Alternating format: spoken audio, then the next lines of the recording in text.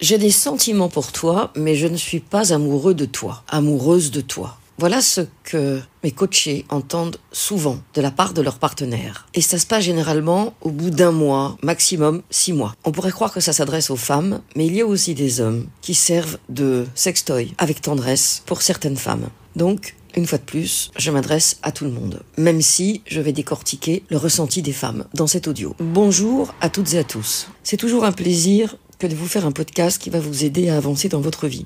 Si vous ne me connaissez pas encore, je suis Bénédicte Anne, votre love coach depuis la fin des années 80. J'accompagne les hommes, les femmes, les couples qui galèrent en amour, soit à attirer directement la bonne personne, soit à continuer à avancer ensemble de la meilleure façon possible, ou au contraire, à réaliser que l'autre n'est plus la meilleure personne pour nous accompagner. Si vous ne l'avez pas déjà fait, je vous invite à vous abonner à ma chaîne et à télécharger votre mini-formation offerte, Attire ton âme sœur et garde-la près de toi. Vous trouverez le lien dans la description. J'ai des sentiments pour toi, mais je ne suis pas amoureux de toi. Entre le mail de Karine et la rupture récente qu'a vécue Emma, cette thématique de la personne qui te dit « j'ai des sentiments pour toi, mais je ne suis pas amoureux, amoureuse de toi » est présente dans mes consultations ces derniers jours. Emma, je vous en ai parlé récemment dans le podcast sur le bon numéro. Elle théâtralise, elle donne le meilleur d'elle et elle se fait larguer brutalement. Et c'est ce qui vient de lui arriver. Et l'homme a fini par lui dire cette fameuse phrase « j'ai des sentiments pour toi, mais je ne suis pas amoureux ». Il n'y a pas qu'Emma qui est concernée, il y a beaucoup de coachés qui vivent cette situation. Ça pose donc deux questions. La question du comment cela arrive, comment cela se fait-il, qu'est-ce que j'ai raté, et bien sûr la question du pourquoi ça m'arrive à moi. Parce que ce n'est jamais un hasard quand ça arrive à quelqu'un. Comme je vous l'ai déjà dit, les relations amoureuses sont le théâtre de la répétition d'un trauma originel. Et vous pouvez passer des dizaines d'années à revivre la même situation avec des hommes différents. Ce sont donc les mêmes avec un autre pull ou les mêmes femmes avec une autre robe. Mais au bout du compte, le ressenti est le même. Je vais donc décortiquer l'histoire de Karine et ensuite, je vous invite vraiment à rester jusqu'au bout. Je vais expliciter ce qu'un homme veut dire quand il finit par lâcher dans un filet de voix « j'ai des sentiments pour toi mais je ne suis pas amoureux ». Et si vous êtes un homme et que vous vivez ça de la part des femmes, vous transposerez. Donc Karine m'écrit à propos de deux hommes qui ont compté dans sa vie. Le premier, elle le qualifie d'ex mythique. Il s'appelle Alexandre. J'ai d'ailleurs eu l'occasion de faire une vidéo sur le sujet. Elle écrit donc « il y a Alexandre que je pourrais qualifier d'ex mythique car j'étais très amoureuse de lui. Mais lui n'a jamais voulu de relation plus qu'amant-maîtresse. Cette relation a duré 20 ans avec de longues périodes sans se voir, mais toujours avec des contacts au téléphone. Et c'est intéressant parce que cette situation, je l'ai déjà eue en coaching avec une femme qui était amoureuse d'un homme depuis 20 peut-être même 30 ans. Et cet homme-là avait toujours été le fameux Flying Dutchman, le Hollandais volant, c'est-à-dire cet homme inaccessible que Marguerite Duras a parfaitement bien décrit dans Le Marin de Gibraltar. Donc c'est un grand classique chez certaines personnes de focaliser leur attention sur un être inaccessible qui leur permet évidemment de fantasmer que si cette relation avait été possible, elle aurait été exceptionnelle. Ce qui évidemment n'est pas le cas, parce qu'on sait bien qu'avec le temps et l'usure, toute relation a besoin d'être réinventée. Alors, Karine nous dit « Quand je vivais à Lyon, j'ai été sa maîtresse, mais je n'avais pas de sentiments. » C'est assez étrange d'ailleurs, parce que c'est une relation qui a commencé sans sentiments. Encore faut-il s'entendre sur le mot sentiment, parce que je n'ai pas l'impression qu'il signifie la même chose pour les hommes ou pour les femmes, et selon les relations. Karine nous explique qu'elle est ensuite retournée vivre à Nantes, mais qu'elle a gardé le contact pendant 7 ans avec Alexandre. Et puis, pour des raisons professionnelles, elle est encore retournée à Lyon. Et bien sûr, ils se sont revus. Loukoulou.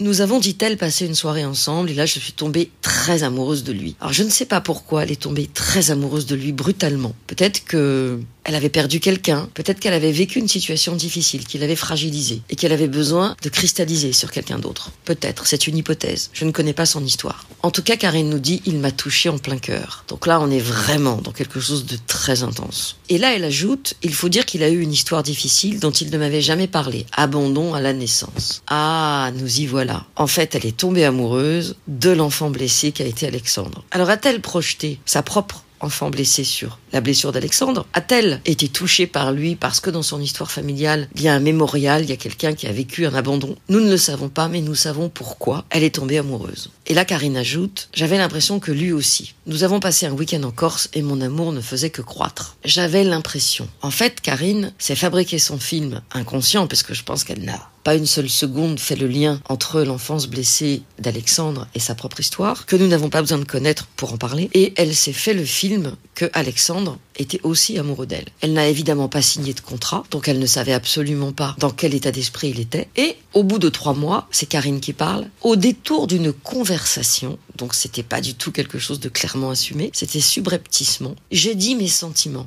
Non, Karine, on ne dit pas ses sentiments au détour d'une conversation. On vérifie déjà si l'autre est disponible pour des sentiments, si tant est qu'on parle bien des mêmes. Et c'est pour ça que je vous invite à aller au bout de la vidéo, parce que c'est là que je vais décortiquer. Mais pour l'instant, je suis sur le mail de Karine. Et là, que fait Alexandre? Il informe Karine qu'il n'a pas les mêmes objectifs qu'elle, et qu'il veut en rester là. Et si Karine avait signé le contrat au départ, et j'ai fait une vidéo sur le sujet, probablement elle aurait eu ces informations. Peut-être pas aussi directement, mais d'une manière détournée, et suffisante pour qu'elle en retienne l'essentiel. Alors qu'est-ce qui se passe après? Vous pouvez vous en douter. Karine m'écrit « Nous nous sommes revus ensuite », mais il est toujours resté sur cette position. Alors pourquoi, Karine, avez-vous persévéré? Ok, vous avez fait l'erreur de ne pas signer de contrat au départ, mais au moins, là vous aviez une info douloureuse certes, mais que vous auriez pu traiter. Et finalement, Karine m'explique, nous nous sommes revus la dernière fois en janvier 2016, et nous sommes ensuite restés en contact jusqu'à ce début d'année 2024, où j'ai vraiment coupé les ponts. Donc pendant 8 ans, Alexandre s'est nourri, s'est gavé de l'énergie amoureuse de Karine. Et j'ai d'ailleurs fait une vidéo sur le sujet. Comment finalement quelqu'un peut ne rien vous donner, mais se nourrir du fait que vous pensez à lui. Et du coup, transférer cette attention vers quelqu'un d'autre. Double peine. Karine conclut son histoire avec Alexandre en me disant « Je n'ai pas cessé d'attendre et d'espérer pendant toutes ces années. 8 ans quand même, hein, c'est pas rien. Bien que j'ai rencontré d'autres hommes, et un en particulier qui était très amoureux de moi. Mais je l'ai quitté car je ne ressentais pas la même chose. » Donc là, ça nous renvoie à la thématique classique de celui qui m'aime ne m'intéresse pas et celui que j'aime n'est pas intéressé par moi. Mais si, dès le départ, vous ne perdiez pas votre temps avec des gens qui ne sont pas intéressés par vous, vous pourriez peut-être laisser de la place pour ceux qui sont intéressés par vous. Mais comme votre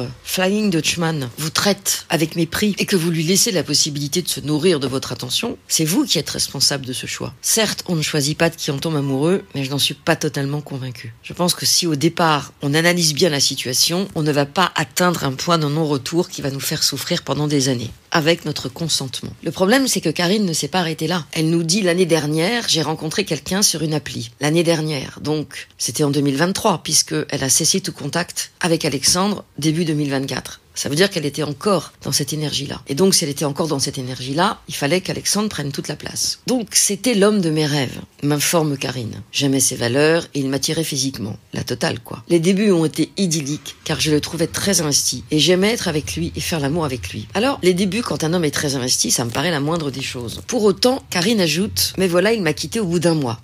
Au bout d'un mois. Donc, un homme très investi au bout d'un mois, ça veut dire que vous êtes allé très vite, très profondément, vous êtes rentré dans l'histoire de manière brutale. Or, comme vous le savez, entre le moment où un homme vous rencontre et le moment où il tombe amoureux, il peut se passer du temps. Pas forcément des années, ni des mois, mais le temps de vous connaître et d'avoir envie d'aller plus loin. Or, quand vous allez trop vite, et je vous l'ai dit déjà 1000 fois, et quand pendant 1 mois vous avez une espèce de relation passionnelle concentrée, l'autre est dans son désir de vous connaître et aussi dans son désir physique, puis au bout d'un mois, l'énergie retombe, il vous a goûté, dégusté, découverte, et la sensation de manque n'est plus là parce qu'il est nourri, gavé. Et qu'est-ce qu'il lui dit au bout d'un mois ? Je suis sûre que je ne tomberai pas amoureux de toi. Et quelque chose ne matche pas pour une relation à long terme. Alors pourquoi ? Pour plein de raisons. Et c'est probablement multifactoriel. 1. Karine est toujours amoureuse d'Alexandre. Donc elle plonge dans cette relation sans regarder qui est l'autre. 2. Elle a quelques atouts. Elle est séduisante. Et l'autre a très envie de les découvrir, ses atouts. Et à ce moment-là, au début, il plonge lui aussi. Et progressivement, il découvre qui est Karine. Et pour des raisons qu'on ignore encore, ça ne lui convient pas. Mais pendant 1 mois, il a bien rêvé. Il a bien mangé. Karine, évidemment, est plongée dans l'incompréhension et la tristesse. Et, ouvrez les guillemets, je ne comprenais pas qu'il puisse me dire cela après un tel début. Et j'avais l'impression d'être passé à côté d'une belle histoire à cause d'erreurs que j'aurais faites. Sauf que, une fois de plus, voilà l'explication. Karine nous la donne. Il venait de terminer une longue histoire avec une femme qui l'a rendu très malheureux. Elle ne voulait pas s'engager et vivre avec lui. Et comme par hasard, c'est ce que lui fait vivre à Karine. Rupture en février, je l'ai connu en avril, bien qu'il m'ait dit qu'il ne se voyait pas trop la dernière année. Donc c'est bien ça, lui rompt avec sa Cruella, elle le connaît en avril, c'est tout frais. Et même s'il lui a dit qu'il ne se voyait pas trop la dernière année, émotionnellement il était impliqué. Et Karine nous donne un complément d'explication, il en parlait avec beaucoup de colère, et je pense avec le recul qu'il était encore très amoureux d'elle. Évidemment Karine. C'était aussi un homme qui avait des difficultés à son travail, il ne se sentait plus très bien dans son job. Ça veut dire qu'il avait 2 problèmes, être amoureux d'une Cruella, et toujours hanté par elle, et en remise en cause professionnelle. Donc il a foncé dans l'histoire courte avec Karine pour oublier, il a été rattrapé par sa réalité. Alors Karine conclue, je me dis maintenant que je me suis trompée d'histoire, car pour moi j'avais rencontré le grand amour. Donc déjà on ne rencontre pas le grand amour au premier date. Grand amour, on le sait souvent après, mais en tout cas on le sait avec le temps. On ne le sait pas au bout d'un mois. On sait que c'est ouvert, on sait qu'on peut se projeter, on sait que c'est possible, mais on ne sait pas encore que c'est le grand amour. Et Karine admet, cela me paraît bien stupide à présent, car j'ai beaucoup de culpabilité sur cette histoire. D'y avoir cru et de n'avoir pas fait ce qu'il fallait, car bien sûr j'ai plongé sans lui demander où on allait. Et ben voilà, Karine, quand vous voulez, vous savez exactement ce qu'il faut faire. Vous ne lui demandez pas où on va, vous ne signez pas de contrat, comme avec Alexandre, et ça finit toujours de la même manière. À la différence près que, avec le second, ça ne vous a pris qu'un mois, avec Alexandre, ça vous a pris 20 ans. Donc les deux vous ont dit la même chose. Un, qu'il n'a pas les mêmes objectifs, le dernier, donc en gros qu'il n'a pas envie d'être amoureux de vous en ce moment. Et le premier, il vous dit qu'il veut en rester là. D'ailleurs, les deux vous disent « on ne va pas au même endroit, arrêtons-nous ». Alors comment se fait-il que autant de coachés, hommes comme femmes, s'embarquent dans des histoires qui en fait sont condamnées, mais dont ils ne veulent pas savoir qu'elles sont condamnées? Pourquoi? Parce que si vous posiez des bonnes questions, si vous écoutiez ce que l'autre vous dit, vous sauriez que c'est condamné. Mais vous n'avez pas envie de le savoir, parce que l'autre vous plaît, vous fascine. Et vous préférez y aller et vous planter. Si vous saviez le nombre de coachés qui vivent des serial monogamies de 3 à 6 mois, pendant des années, faute de ne pas poser les bonnes questions, faute de ne pas écouter leur corps, faute de ne pas écouter l'autre. Alors en ce qui concerne Karine, je ne connais pas son background, donc ça m'est difficile d'émettre une hypothèse. Mais ce qui est certain, c'est que dans cette répétition, dans ce pattern, on a une femme très amoureuse qui surinvestit l'autre, qui le part de toutes les qualités, qui se contente des miettes et qui se fait jeter du jour au lendemain. Et bizarrement, c'est ce qui est arrivé à Emma. Tout son historique relationnel et amoureux est fait d'hommes qui démarrent fort et qui disparaissent. Dans le cas d'Emma, je sais bien sûr à quoi c'est lié dans son enfance. Et elle l'a parfaitement compris. Maintenant, au-delà d'Emma et de Karine, on va quand même s'interroger sur cette phrase « J'ai des sentiments mais je ne suis pas amoureux de toi ». J'ai donc interrogé quelques hommes d'une manière assez spontanée et je les ai vus réfléchir au sens de cette question. Et c'était intéressant de voir leurs réactions. Certains ont ri, tellement c'était évident pour eux. D'autres ont froncé les sourcils, se sont concentrés et ont expliqué. En synthèse, j'ai des sentiments, ça veut dire j'aime faire l'amour avec toi. J'aime ton corps, j'aime ta peau, tu m'excites. J'aime ta présence, j'aime même faire des trucs avec toi. Aller au resto, voir des expos, des spectacles culturels. C'est pas je couche en tant qu'acteur porno ou je suis amoureux. Ça c'était le cas avant. Aujourd'hui c'est je suis bien avec toi, je passe de bons moments. Ces putains de fameux bons moments. Parce que le gars, il est tendre. La fille aussi, ça marche dans les deux sens. Il est intéressant, il vous trouve intéressante, il passe de bons moments, il peut même vous inviter au restaurant et vous appeler et vous envoyer des textos. Mais quand vous lui dites « Bon alors, Coco, on va où tous les deux ?» La réponse est simple. « Bah oui, j'ai des sentiments, je m'entends bien avec toi, mais voilà, je suis pas amoureux. Je ne me projette pas. » Donc qu'est-ce que c'est qu'un homme qui a des sentiments versus un homme amoureux ? Celui qui a des sentiments, il est bien, mais si vous ne lui donnez pas de nouvelles pendant 3 jours, il va pas en mourir. Vous n'allez pas lui manquer, mais il est content de vous revoir. Celui qui est amoureux, il pense à vous. Il a peur de ne pas vous plaire. Il a peur de ne pas être à la hauteur. Peut-être même,